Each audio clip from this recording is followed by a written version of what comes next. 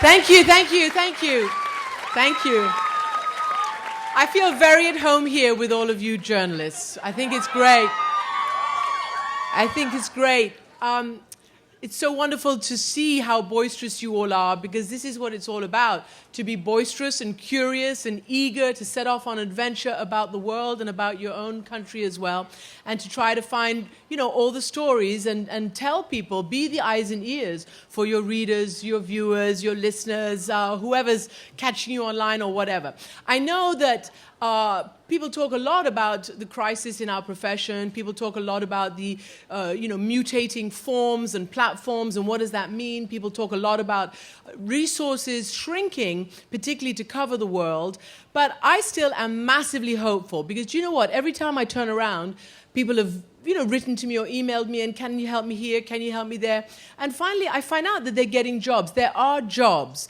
Some of them may be less traditional than before, but there are jobs. So I want all of you to go out there with a great sense of hope and optimism and can do, and know that this is a space that is still to be filled, and there is still plenty of space. And not just space, there is a great, great need for wonderful journalists who've been trained wonderfully like yourselves at this incredible school.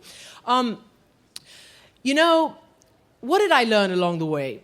I learned that this is the most noble profession known to humankind. I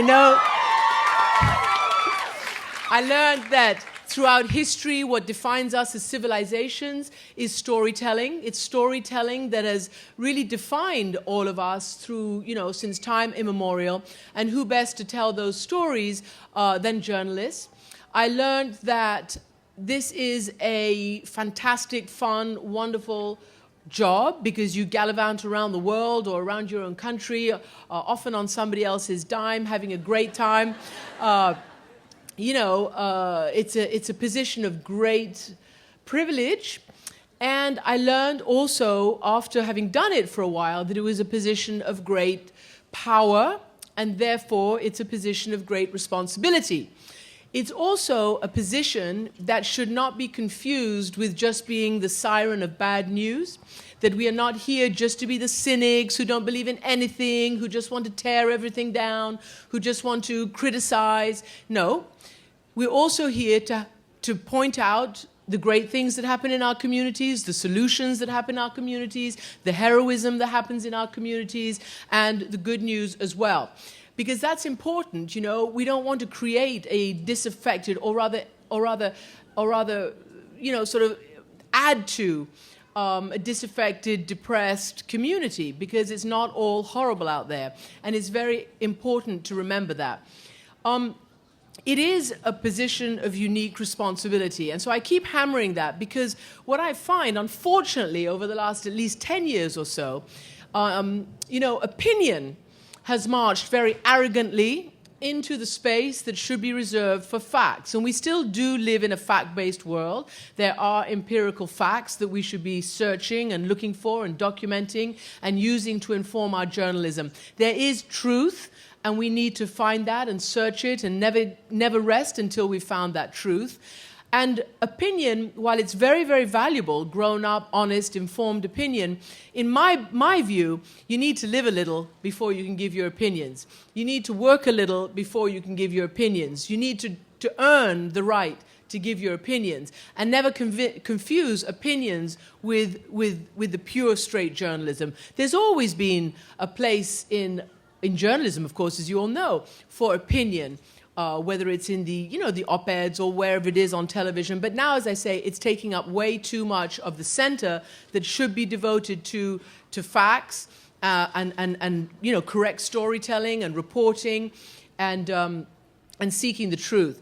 I believe, as I said out there, that many people who get to prominent positions, whatever profession they do, tend to let it go to their heads. Tend to think that all of a sudden, you somehow have a right to be a mini dictator, to be a little bit autocratic, to be a little bit, single-minded. And I think we should all remain humble and realize that we're all part of a community, that we all have our places on the ladder of life, on the ladder of our careers. But those of us who do make it, and all of you will, and get to certain positions, need to really understand that really seriously, honestly, and truthfully, particularly in this country, which calls the press the fourth estate, in other words, is meant to be a pillar of democracy, that you actually cannot have a robust and healthy democracy without a robust and healthy journalism profession. Because you need people of integrity, of honesty, of the ability and the willingness to not just make sacrifices, but be willing to be disliked, to push the boundaries, and to ask the tough and hard questions, even when there's a tsunami of conventional wisdom, rushing at you. You got to stand up and question. I think that we have to realize that that is our standard, and that is what's going to make a healthy democracy. And we must report without fear nor favor. And we can't be in anybody's pockets anywhere, anytime. And that has to be something that you take with you throughout your career, particularly as you're starting off. When I go around the world, whether it's in Iran, where I grew up and now I cover, whether it's in now the Arab Spring that's erupting in a sort of a democratic fervor, I see that it is often journalists around the world who are on the cutting edge of reform because they're out there telling the truth and changing conventional wisdom and bringing, a whole different story to whatever story has been the dominant one. And it's not just about a strong democracy needing strong journalists of integrity and independence. It is also that this is something that we have to realize, that there's not always a balance, and that's crept into the U.S. journalism. The questions people have: how can we be relevant these days? Because so much of journalism is opinion dominated right now, or even on television, you've got Fox on one hand, MSNBC on the other hand. What is the alternative? And I just think that we have to understand that there is, as I said, a truth. There are the facts. We have to search for them. But we also have to understand that there isn't always a balance. There isn't always a balance of truth. There isn't always a balance of power. There isn't always a moral equivalence. There isn't always, hopefully never, any kind of false attempt to draw an equivalence between good, bad, ugliness and joy, victim and aggressor, truth and lies. We have to grow into recognizing what is real and what is chatter, what is the truth and what is not. And whether you're in journalism or in public relations, as I know many of you are here, I think that the same principles and rules apply.